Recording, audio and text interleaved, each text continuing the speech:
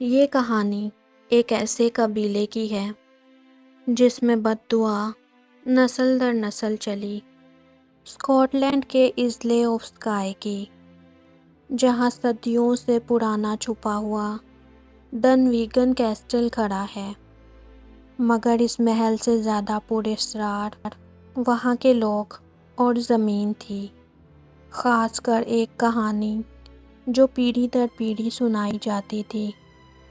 صدیوں پہلے make lived قبیلہ اس علاقے کا حاکم تھا۔ ان کے سردار روری میک لیوڈ بہادر تھے، لیکن ان کی آنکھوں میں نئے زمانے کی چمک تھی اور وہ پرانی رسموں کو چھوڑنے لگے تھے۔ اسی دوران گاؤں کے کنارے ایک چھوٹی سی پتھر کی جھونپڑی میں ایک عورت رہتی تھی جس کا نام الزبتھ تھا۔ لوگ اسے چڑیل کہتے تھے۔ الزبتھ عام چڑیلوں کی طرح نہیں تھی، وہ کالا جادو اور قدرتی شفا دینے والے بھوتوں کا علم رکھتی تھی۔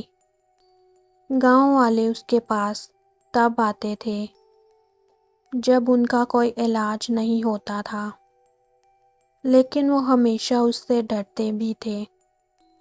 اس نے بہت سے لوگوں کی مدد کی تھی، لیکن لوگوں کے دلوں میں پھر بھی اس کا خوف تھا۔ ایک سال فصل خراب ہو گئی اور سردار روری نے الزبتھ پر اس کا الزام لگایا کہ اس نے جادو سے اس زمین کو بنجر کر دیا ہے۔ روری نے اپنے آدمیوں کو بھیجا اور الزبتھ کو گھسیٹ کر قلعے کے سامنے لے آئے۔ وہ سب کے سامنے چیختی رہی کہ وہ بے گناہ ہے، لیکن سردار نے حکم دیا کہ اسے زندہ جلا دیا جائے۔ جب آگ اس کے پاس پہنچی تو الزبتھ نے اپنے ہاتھ آسمان کی طرف اٹھائے اور ایک خون سرد کر دینے والی بد دعا دی۔ میک لیوڈ، تم نے سچ کو جھٹلایا اور بے قصور کو جلایا۔ میں جاتی ضرور ہوں، مگر میرا سایہ ہمیشہ اس زمین پر رہے گا۔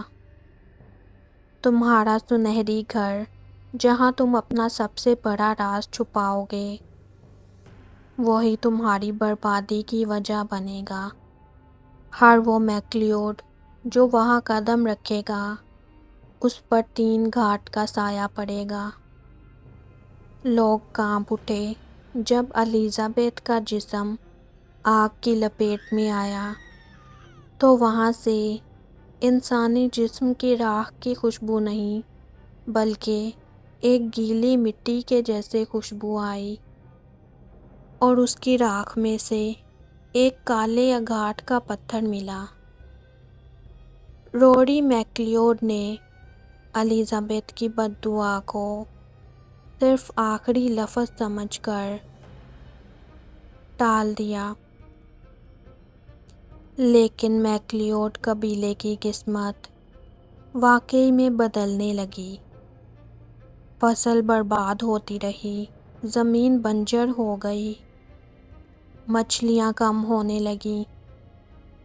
آنے والی پیڑھیوں میں میک لیوڈ سرداروں نے اپنے خزانے اور ضروری کاغذات چھپانے کے لیے ڈنویگن کیسٹل کے نیچے ایک گھر بنوایا۔ یہ ایک چھوٹا پتھروں سے چھپا ہوا گھر تھا، جہاں صرف مخصوص روشنی میں دیواروں پر سنہرے رنگ کی چمک نظر آتی تھی۔ لوگوں نے اسے سنہری گھر کہنا شروع کر دیا، لیکن الزبتھ کی وہ بد دعا سچ ہونے لگی۔ میک لیوڈ قبیلہ 3 الگ الگ طریقوں سے مرنے لگے۔ 3 گھاٹ، جو کہ پہلا پانی کا گھاٹ تھا، ہر دوسری میک لیوڈ پیڑھی کا بیٹا سمندر میں ڈوب کر مرتا تھا۔ دوسرا گھاٹ، آگ کا گھاٹ، قبیلے میں ہر 20 سال بعد آگ لگتی تھی جو کوئی اہم چیز جلا دیتی تھی۔ تیسرا، وقت کا گھاٹ۔ سرداروں کی عمر اچانک کم ہونے لگی اور وہ 40 سال سے زیادہ جیتے ہی نہیں تھے۔ صدیوں بعد کہانی 1960s میں آتی ہے۔ میک لیوڈ قبیلے کی ایک جوان اور پڑھی لکھی لڑکی، سارا میک لیوڈ، جس کا دماغ علمی اور سوالوں سے بھرا ہوا تھا، اس نے اس بد دعا کی تاریخ پڑھنا شروع کیا۔ وہ خود ایک میک لیوڈ تھی اور اپنے بھائی کو سمندر میں کھو چکی تھی۔ سارا قلعے کی پرانی لائبریری میں گئی، جہاں اسے بہت سی پرانی کتابیں اور لائبریری میں کچھ جلے ہوئے کاغذات ملے اور ایک چھوٹی سی کتاب ملی جس کے پنوں پر الیزابتھ کے ہاتھ کی لکھاوٹ تھی اور اس پر جادوئی بھوتوں کے نسخے تھے۔ اسی جگہ اس نے ایک چھوٹا سا نشان دیکھا جو سنہری گھر کے جیسا تھا۔ سارا نے رات کے وقت چپکے سے اس سنہری گھر کا دروازہ کھوجا۔ جب وہ اندر گئی تو دیواروں پر سنہری چمک نظر آئی۔ وہاں اس کے قبیلے کے صدیوں پرانے راز، دولت اور میک لیوڈ ہسٹری کے کاغذات اور بہت سارا خزانہ جمع ہوا تھا۔ لیکن جیسے ہی اس نے اس گھر کی سب سے اندر والی دیوار کو چھوا، اسے ٹھنڈی اور تیز ہوا کا جھونکا محسوس ہوا اور اسے الیزابتھ کی آواز ہلکی سی سنائی دی، "تم سنہری گھر میں آئی ہو، اب تم پر بھی 3 گھاٹ کا سایہ ہے، میک لیوڈ کی بیٹی۔"